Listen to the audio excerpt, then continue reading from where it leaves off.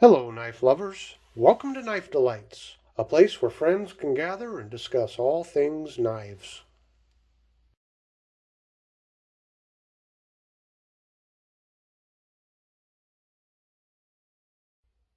Well, hello. How's everybody doing out there in YouTube land? I gotta tell you, I'm in a bit of a tizzy. My production schedule has been completely disrupted, and there's two channels that I have to blame for this. One is that Jersey knife guy. He starts breaking out his bucks and talking about why doesn't anybody belt carry anymore. And he just got me, feeling nostalgic about my buck knife collection. And then to top it all off, we got that knife detector fella. And he starts talking about how he's getting back to his roots and wants to start showing some more of his buck knives. So these two guys just have me in a tizzy. So I'm sorry if you were expecting another review. I mean, listen, I've got more scout knives to review. I got this wonderful set of fixed blade knives to review yet. How am I ever going to get this done with those two guys messing with my head? Well, actually, I'm not upset with them, and I think you all know that. I love my buck knives, and it was just refreshing to see their last videos, a couple of their last videos talking about their buck knives. So I just I wanted to kind of respond to Jersey knife guy here a little bit on why doesn't anybody belt carry anymore, and I asked the same question.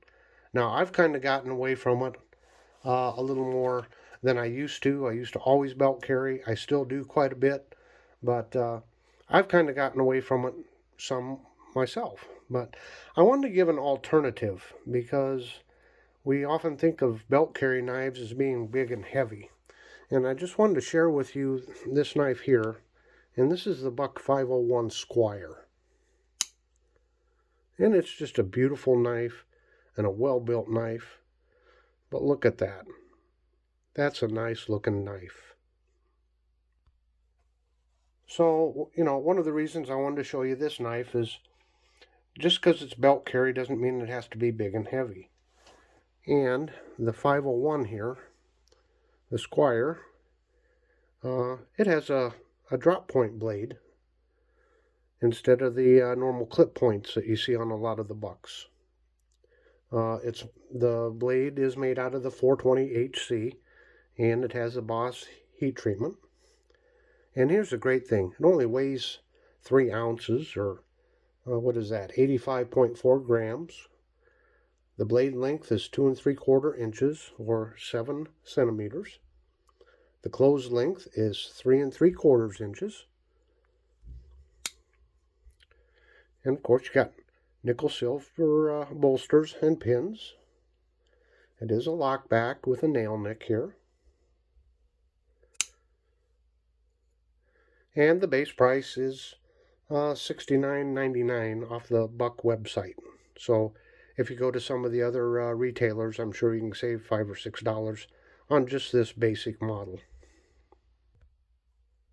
And another feature of this knife is it comes with this very nice sheath for belt carry. The sheath is made in Mexico. Of course, the knife is made in the US, but this is a very nice sheath.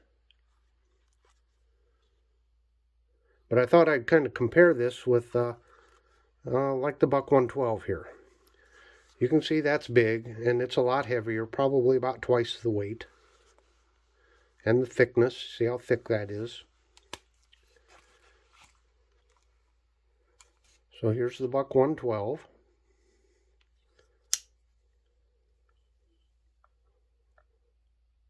So you can see the 501 is a lot more streamlined, it's a lot thinner, and weighs a whole lot less.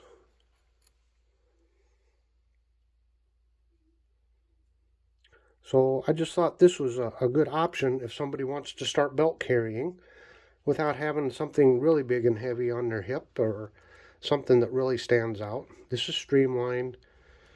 It doesn't take up a lot of room on your belt, doesn't stick out much. A t-shirt will go over it and hide it. And it's lightweight, so it doesn't tug on you. Now, I do a lot of knives on the channel that are vintage knives or knives that are no longer in production. I'm happy to say this knife is still in production. As a matter of fact, you can go to the Buck website and look up this model, and it is one of the knives that can be customized. So as you see on this blade here, this is the 420HC with a satin finish. So you can get that blade, or you can get a 420HC with mirror polished, or you can upgrade it to S30V with a satin finish. These handles are rosewood diamond wood, but there's in the custom shop they have like black palm wood, ironwood, elkhorn, water buffalo, jig boned, either ruby red or sunset. They have oak, and they have cherry, and walnut. So you have a wide variety of different handles. Now, I'm not going to go over all the prices because, if you start talking elkhorn and water buffalo, why, it's going to add a lot to the price. You can also get it, this version has the pins in it. You can get it with the pins or without the pins. So if you're feeling nostalgic like I am, you're looking for an option to belt carry, but don't want to weigh down your belt or take out a lot of room on your belt, especially a lot of people that carry a firearm. You put that on in your spare magazine and kind of weights your belt down and fills it up. This would be a very nice option. So I hope you've enjoyed this review, and everybody take care out there, and I hope you have a very delightful day.